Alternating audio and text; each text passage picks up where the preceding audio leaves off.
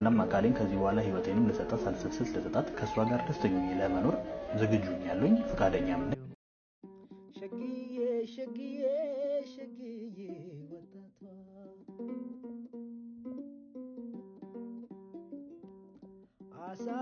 አሳብላሻለሁ ዋዳር ነው ቤቴ። ሀብታሙና ሩሃማን ያወቅናቸው እዚሁ ሶሻል ሚዲያ ላይ ነው።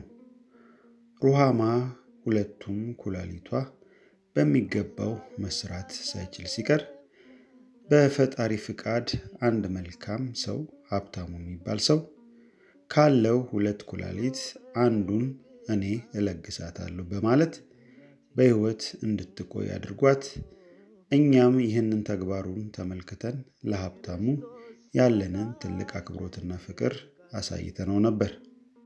ራስን እስከማጥፋት ያስሞከረህ ነገር ምንድነው ሊባል ይችላል? ተስፋ መቁረጥ።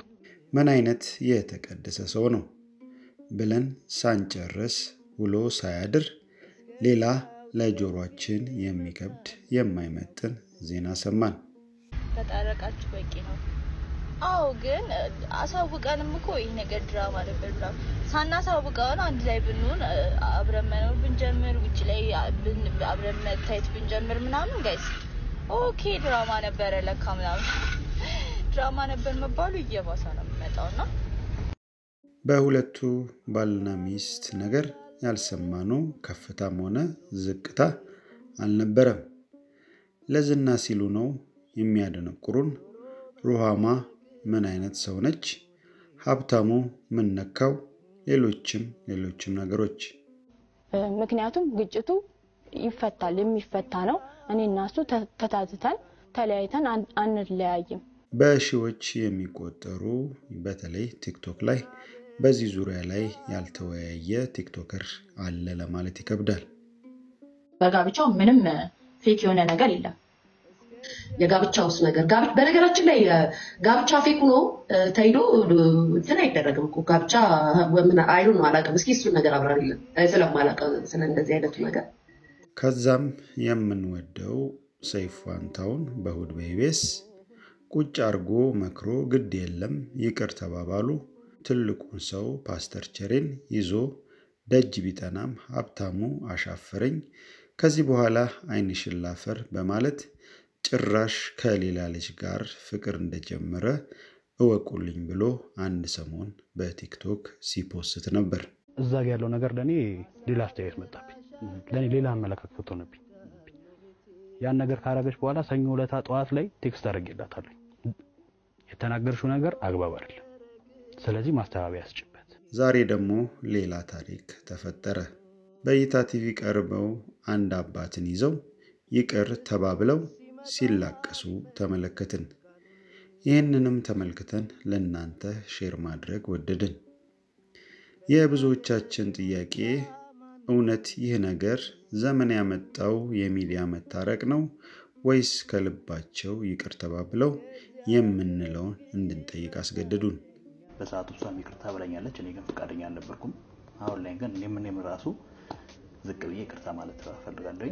ከዚህ በፊት ሳምሪና ፋኒ ቅዱስና ልዩ እንደዚሁም ሌሎችም የኖሩት የላይክና ታፕታፕ ሼር ትዳር ፍቅር ነው ወይስ የሰብለ ወንጌልና በዛብህ ነው ብለን እንድንጠይቅ አስገድዶናል።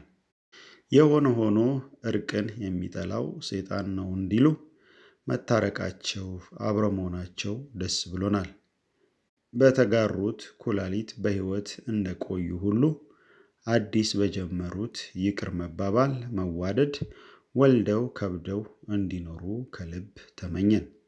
እዚህ ጋር ታዋቂው የፌስቡክ ገጽ ጉርሻ ፔጅ በሀብታሙና ሩሃማ መታረቅ ተደስቶ የከተበውን በማጋራት ልለያችሁ። ተፈጸመ። ኩላሊት የሰጠ ፍቅር አዲስ ምዕራፍ የከፈተ እርቅ። ዛሬ በዚህ ቀን እና በዚህ ሰዓት ታላቅ ነገር ተፈጸመ። የህይወቷን ክር ለመዘርጋት ኩላሊቱን የሰጣት ጀግናው ሀብታሙና በሱ መስዋዕትነት የተረፈችው ሩሃማ በሽማግሌዎችና በትልልቅ ሰዎች ፊት እርቅ አውርደው እንደገና ፍቅራቸውን ሀብለው ሊጀምሩ ወስነዋል። የተአምራዊ ፍቅራቸው ከደረሰበት ውጣ ወረድ በኋላ ዛሬ በይቅርታና በአዲስ ተስፋ ታትሞ ተቋይቷል። ሀብታሙ ግንባሯን በፍቅር ስሞ ሩሃማም ጥምጥም ብላ በማቀፍ የልብ እርቃቸውን ፈጽመዋል። ይህ እርቅ የፍቅር ቃል ኪዳን፣ የተስፋ ምልክትና የሁለተኛ ዕድል መጀመሪያ ነው።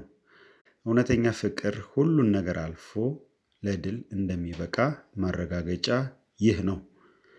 ለተከታዩ የህይወት ምዕራፋቸው በሙሉ በፍቅርና በሰላም እንዲኖሩ መልካም ምኞታችንን እንገልጻለን። ዕለተ ቅዳሜ ጥቅምት 08 2018 ታሪካችሁ ለዘላለም ይነገር። ጤና ይስጥልኝ።